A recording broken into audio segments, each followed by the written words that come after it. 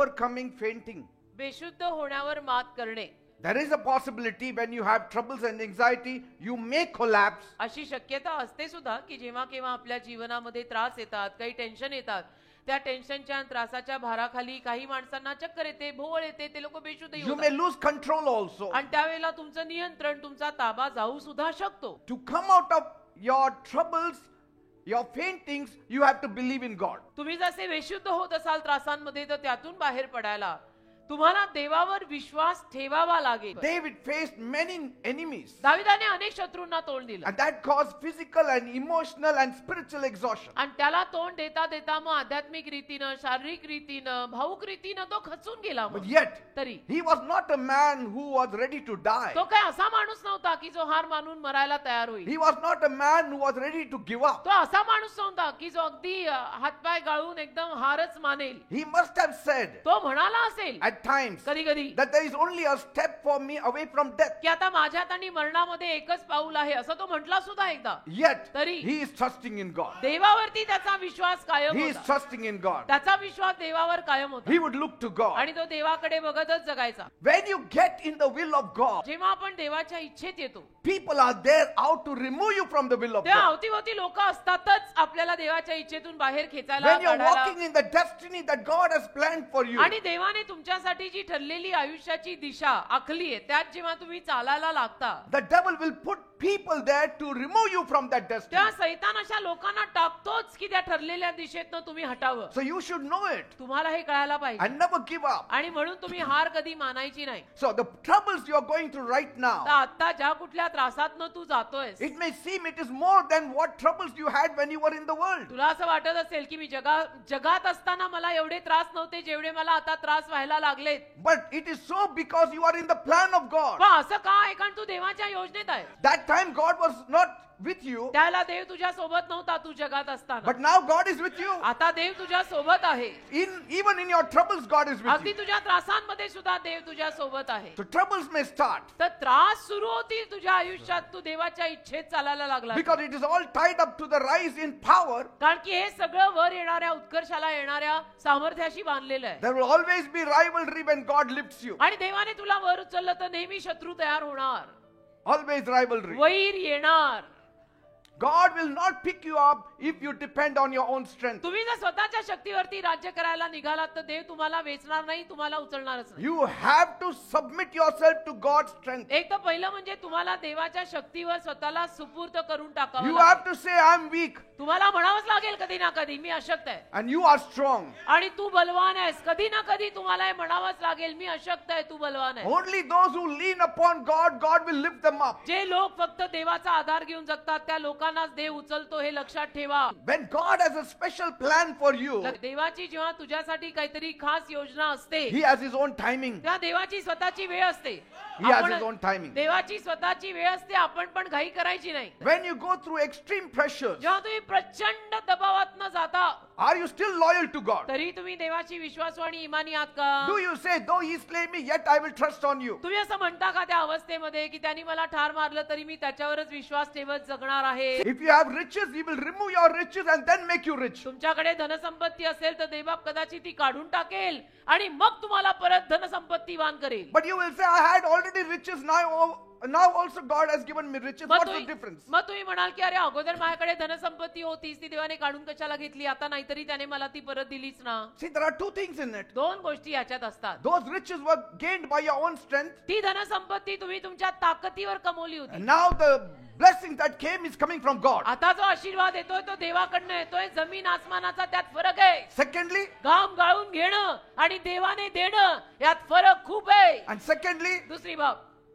when you had your riches, जेव्हा तुमच्याकडे तुमची धनसंपत्ती your होती, character was not developed. तुमचा स्वभाव पण काही फारसा चांगला नव्हता. But when all the riches were removed, पण जेव्हा तुमची सगळी धनसंपत्ती काढली, you came close to God. तुम्ही कंगाल झाला, मग तुम्ही देवाच्या जवळ आला Your character developed. आणि मग तुमचा स्वभाव, ज्याला चारित्र्य म्हणतात, ते सुधारलं. And now you got riches आता तुमच्याकडे धनसंपत्ती परत आली plus your best character. आणि प्लस चांगला सुधारलेला स्वभाव सुद्धा आला की सुधर गई अभी मेरी बिगड़ी चाल. Character cannot come with riches. चारित्र्य आणि चांगला स्वभाव पैशानी येत नाही.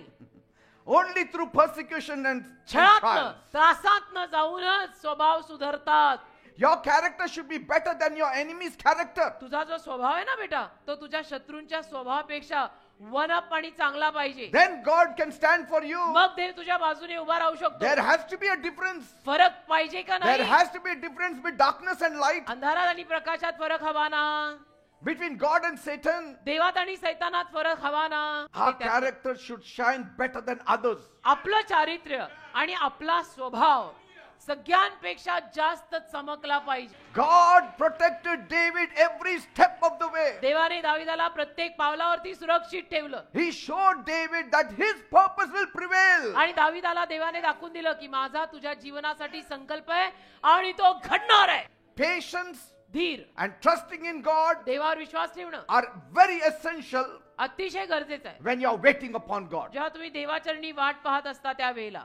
Because if you want God's promises to be fulfilled in your life, कारण तुझी मनोभावे जर इच्छा असेल की देवाची अभिवचनं माझ्या जीवनात पूर्ण व्हावीत, then trusting and patience is very मग important. तुला देवावर विश्वास ठेवावा लागेल आणि धीराने जगावं लागेल. And God uses his trials आणि देव या आलेल्या सगळ्या समस्यांना वापरतो to refine his people त्याच्या लोकांना अजून शुद्ध करायला and prepare them for greater आणि responsibilities. त्याच्या लोकांना अजून पुढे जाऊन मोठ्या जबाबदाऱ्या घ्यायला. Preparation time is never a wasted time. तरी पूर्वतयारीची वेळ काही वाया गेलेली वेळ नसते. Testing time is not wasted time. परीक्षेची वेळ काही वाया गेलेली वेळ नसते बेटा. परीक्षेत देव आपल्याला तयार करतो. It is all growing time. सगळं ती वाढ यायची वेळ असते That God's timing की देवाची वेळ and God's plans आणि देवाची योजना often involve trials. नेहमी त्रासांसकटच येते. But ultimately they will lead you to glory. पण सरते शेवटी ते सगळं तुला वैभवाकडे नेणार हे खरं आहे. So hallelujah. learn from the mistakes तर ज्या काही चुका तुमच्याकडनं होतात त्यातनं शिका. instead of dwelling on the guilt alone. फक्त दोषी भावना घेऊन तसेच बसू नका. Use the